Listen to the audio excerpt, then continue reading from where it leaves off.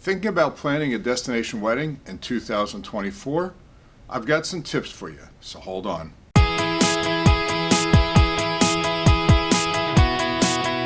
Hi, this is Jack with Vacationese. So you're thinking about planning a destination wedding, and I have some tips based upon my experience in helping people plan destination weddings over the past 20 years. So tip number one, start early. So if you're thinking of having a destination wedding, no matter what size your group is, you probably want to start earlier than you think. Periodically, I'll have someone contact me and say, I'm really just starting this process and my wedding is 9 months from now. I'm like, that's not too early. The reason you want to start early is this. And early, I would say, is a year in advance is really where you're going to really get the best opportunities. So starting early for a couple reasons. One is you'll find the resorts you want. Two, the prices will be lower. Three, not only will you find the resorts you want, but you'll probably get the location you want at the resort, the day you want, and the locations you want for your different events. The other thing about starting early is some of the wedding packages out there have to actually be booked 1 year in advance. And the resorts have become less flexible on that than they have been in the past. So I would say if you're a wedding of, say, 30 to 50 people, a year in advance is probably the optimum time to get started. And if you're more than that, if you're a large wedding, then I would say 12 months to 18 months is probably optimum, especially if you're going to have multiple events and need different locations at the resort. One of the other trends we're seeing for people planning weddings now is guest stays are longer than they used to be. In the past, the average guest was staying 3 or 4 nights for your wedding. The reason that's important is because when we request a room block for you, we have to define what we perceive the guest stay to be. What we're seeing now is on average, guests are staying 4 and 5 nights. I think people just want to turn your wedding into a vacation, enjoy it, relax. It's important to really look at this because even if we only book a 4 or 5 night stay in your room block and your guests want to stay longer, we can always ask the resort for extra nights. But that goes back to my point one on tip one of trends, is that the further out we book, the more flexibility your guests are going to have because we'll be able to get those rooms outside of your room block. Another trend we're seeing is that brides want to add experiences for their guests to their wedding. Now, what is an experience? Let me give you some hints of things I've seen, and I've talked to a couple friends in the business of what they're doing. As example, spa days for the ladies, or spa days even for the guys, grooming days. So these things can all be prearranged when you're booking the wedding or close in once you know how many guests are coming. We've also seen excursions, so whether it's a sailboat charter or an ATV ride or a trip to the ruins or a nightclub excursion. So there's a lot of different things that people want to add to give the guests some authentic experience of where they are. In Mexico, as an example, we have done Mayan wedding ceremonies, and that's a really neat experience.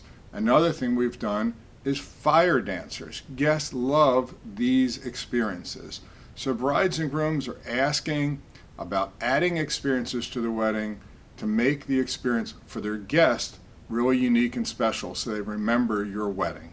Another trend I'm seeing is that brides and grooms want to fly first class. We're getting requests for that a lot. Sometimes when we're booking the wedding, I'm getting brides and grooms say, hey, can we book first class seats now? The answer typically is no, because the flights are not available a year to 18 months in advance.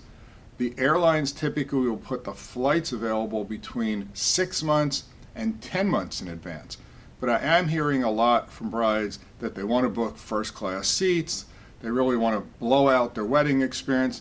And I've done a video on this in the past. I think it is a great idea to spend a couple $100 extra up front and the bride and groom fly first class. It's going to give you a little bit more care on the plane in terms of Maybe you'll get that bottle of champagne, you'll have a place to put your gown, you won't be in a middle seat in the backs. Again, it is a once in a lifetime experience, so splurge a little bit on yourself. Brides and grooms are doing it, flying first class. Another trend I'm hearing about and actually seeing is everybody is asking about unique locations, whether it's on resort or off resort.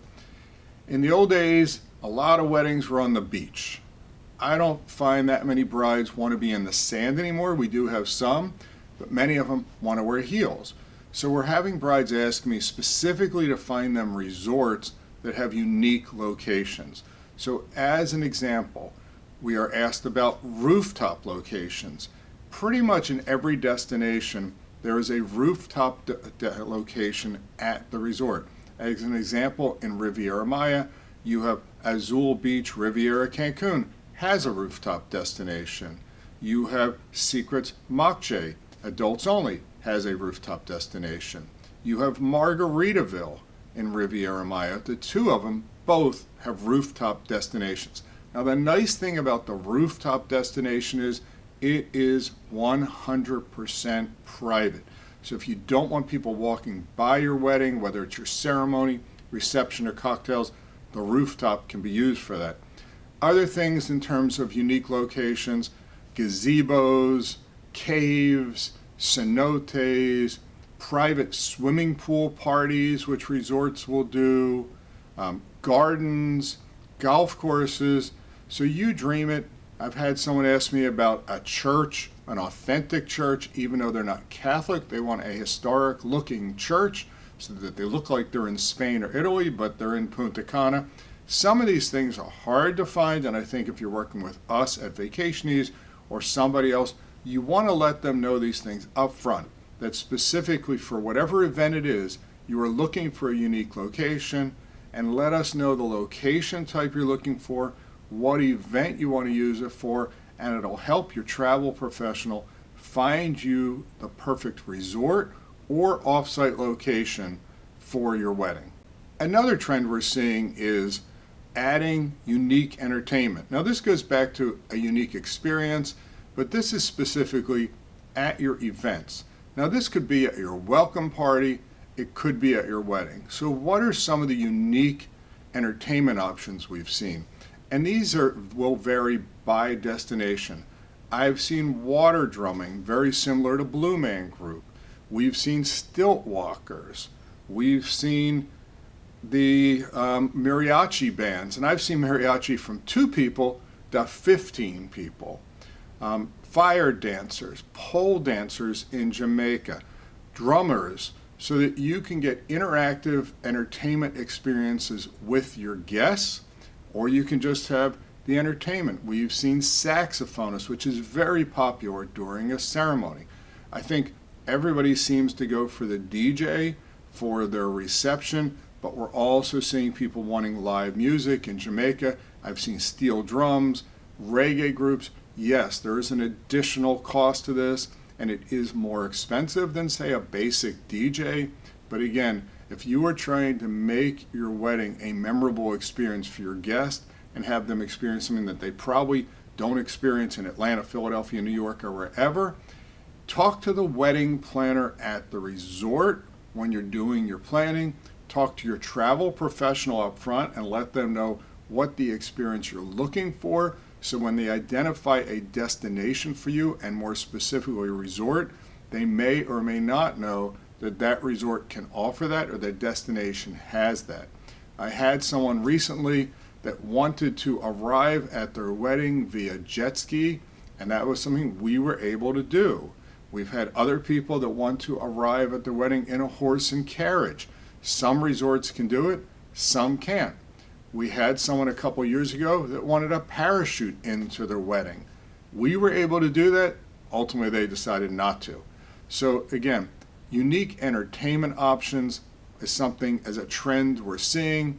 So these are just some trends we're seeing for people in planning a destination wedding now in 2024.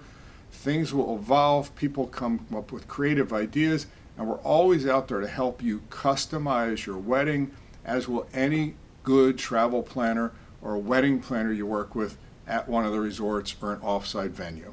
So hopefully this information about wedding trends in 2024 is helpful, and we look forward to helping you plan your destination wedding.